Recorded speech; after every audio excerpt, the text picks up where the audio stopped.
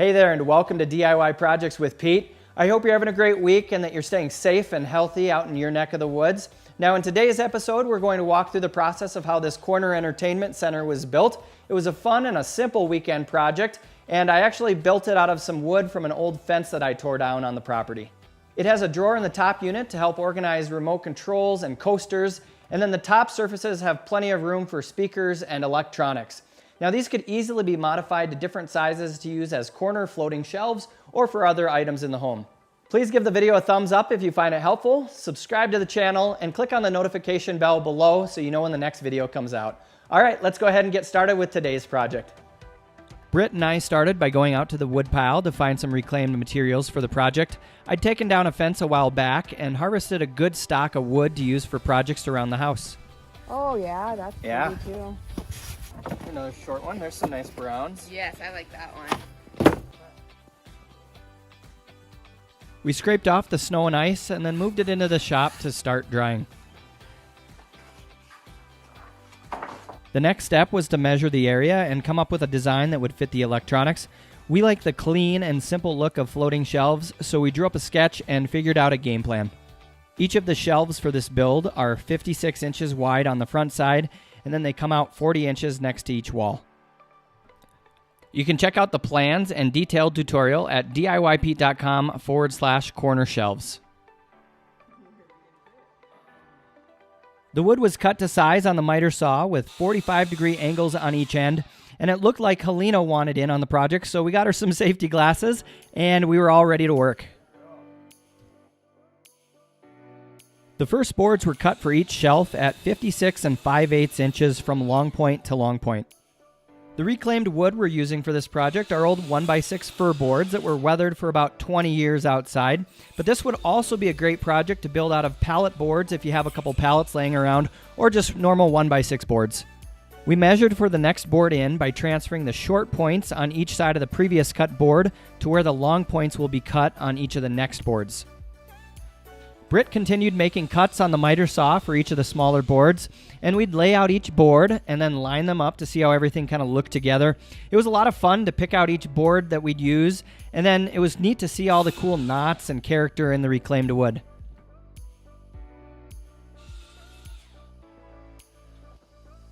Then I ripped the front trim board down to size on the table saw. I had originally cut this front board at 1.5 inches in width for the lower shelf, but I did end up replacing it toward the end of the project with a much wider trim piece, just since I liked the thicker look a little bit better.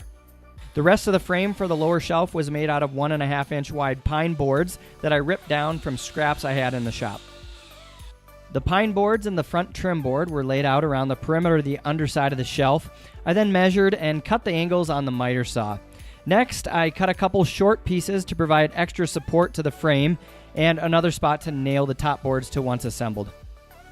Then we put together the frame using a combination of wood glue and 18-gauge finish nails. It went together real quickly and it's plenty strong. The front trim piece was then attached using wood glue and finish nails. Now this is the board I ended up deciding to make wider in a later step, so if you want to use a board that's a little wider for a more bold look or to help hide wires, now would be a good time to add it. Next, we began attaching the reclaimed boards to the frame to start forming the shelf surface. We used wood glue and 2-inch long 18-gauge nails to secure each board. Another idea I think would look nice depending on the look you're going for are using cedar pickets for the shelf boards. Now I used cedar pickets on this coffee table and then on this barn door project a few years ago and was really happy with the look. I'll link to each of those videos in the description below in case you want to check them out. Simply line up each remaining board and continue until the shelf top is complete. That basically completes the assembly of the first shelf, and of course feel free to modify it to best fit your space. We then moved on to the upper shelf. This is assembled similar to how we did the lower shelf. The main differences are the frame uses 3.5 inch wide boards and then a drawer is added. We started by measuring and cutting the front trim piece to size. Next, 3.5 inch wide boards were used to form the frame for the shelf, and they were test fit and then cut to size. The next step was to figure out the best size for the drawer. I had a drawer similar in size from my floating desk project, which I did last year and will link to in the description below. So I decided to test it out to see how it looked. I determined I could make the drawer a bit larger than that one, and that the outside dimensions of the drawer for this project could be 17 inches in width by 16 inches in depth if I had an 18-inch wide opening. We began assembling the frame, and you'll want to use a carpenter's square to make sure the frame gets lined up correctly. The two sides of the triangle will have 45-degree angles, and then the top side will be a 90-degree angle. The big thing to make sure of is that the opening is the same width at the front and rear of the drawer area, so the drawer will slide correctly. Double check that all the angles are squared up. And then I did shoot a couple nails a bit wide, and so I quickly fixed that by removing them with an angle grinder. The front trim pieces were matched up and cut flush with the drawer opening, then attached with wood glue and 18-gauge nails. I used 14-inch drawer slides for this project, and they were really easy to install. The right slide should be mounted with the wheel toward the front and in 1/16 of an inch from the front face board. I then rested the hardware flush with the bottom of the frame and then attached it with the short screws included with the hardware. Do this on both sides of the frame and drill pilot holes to help get those screws lined up perfectly. The drawer opening should be 1 inch wider than your outside dimensions of the drawer's width so that it will fit correctly with the slide hardware. Check again that the opening is still even from front to back, and then attach the reclaimed boards to form the shelf. Simply attach the reclaimed boards using wood glue and nails just like the first shelf.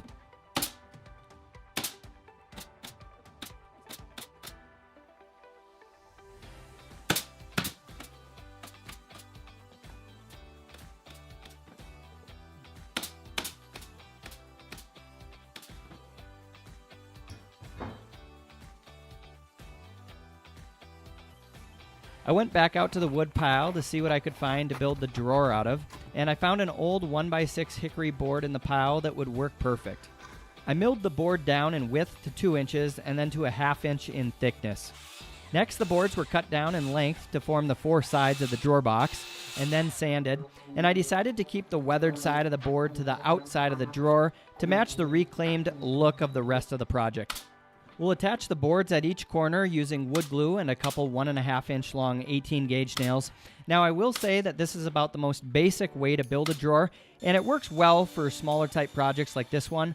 But if you're doing bigger drawers or just want to use some fancier techniques like dovetails, rabbet joints, or dowels, by all means go for it. The bottom of the drawer is made out of 1/4 inch thick plywood, and then it's glued and nailed from the bottom side around the perimeter. The next step is to attach the remaining hardware to the drawer. The wheel will go towards the back, and then the front of the hardware should be lined up flush with the front of the drawer.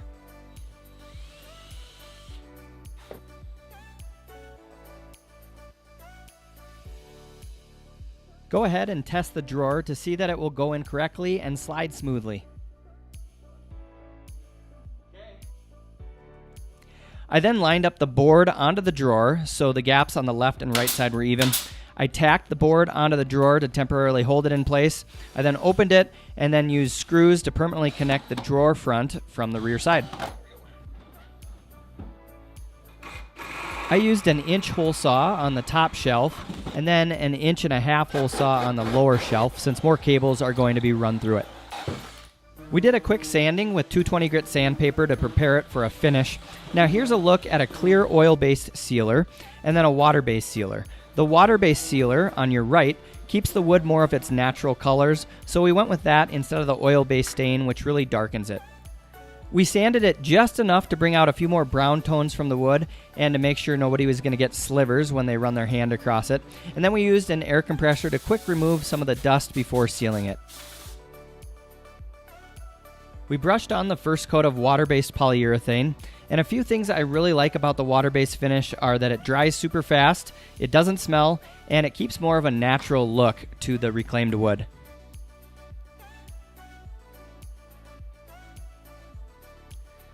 We let it dry overnight and then came back to do a light sanding by hand with some 800 grit sandpaper. The wood has a nice smooth finish. We then wiped away any dust and applied a second coat of the sealer. The sealer does go on with kind of a milky white look, but once it dries, it will be completely clear and it has a nice durable finish.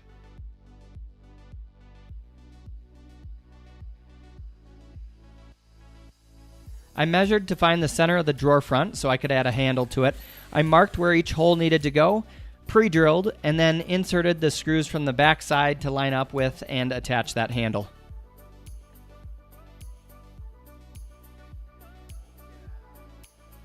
In order to be able to center the TV perfectly from the corner of the room over the entertainment center, I built a bracket out of a 2x10 board that will bring the 60-inch TV far enough out so it won't bump into the walls. I then attached this to the studs in the wall and bolted the metal mounting bracket to it. Before mounting the shelves, I found and marked the studs in the wall, and I like to use the Stud Buddy magnetic stud finder, which has a magnet in it so you can easily find where the screws attach the drywall to the studs, and that way there's no guessing where the studs are. Britt helped hold the shelf in place while I pre-drilled and then attached the shelf to the wall by inserting 3-inch long wood screws through the shelf frame and into the studs. We measured up to determine the height to hang the upper shelf, then leveled it and attached it using wood screws.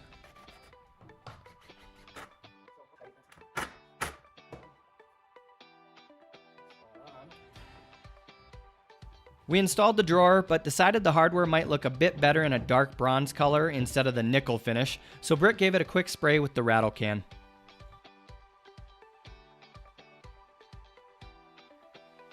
I started hooking the electronics back up and ran all the speaker wires. The one thing about open shelves is that you need to spend a little extra time running the wires and with the cable management to help hide everything. We decided to make one more modification since we could still see the wall plate with all the speaker and HDMI ports, so we decided to bring the front face of the lower shelf down a few inches to hide it. Since the original board was glued on, I decided not to pry it off and to simply attach a new 3.5-inch wide board underneath the existing 1.5-inch board. So if you do decide to do a wider front board from the start, which I'd recommend, just use one that is around 5 inches in width or whatever you like the look of best. And that's all there was to it. We did a quick coat of sealer on the new board and called it a day.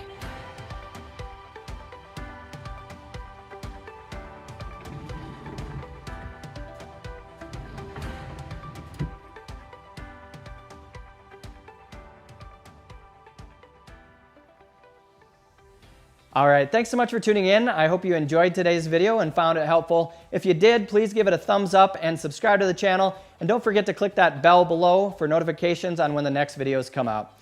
Thanks again for watching. Stay safe, stay healthy, and cheers from Montana.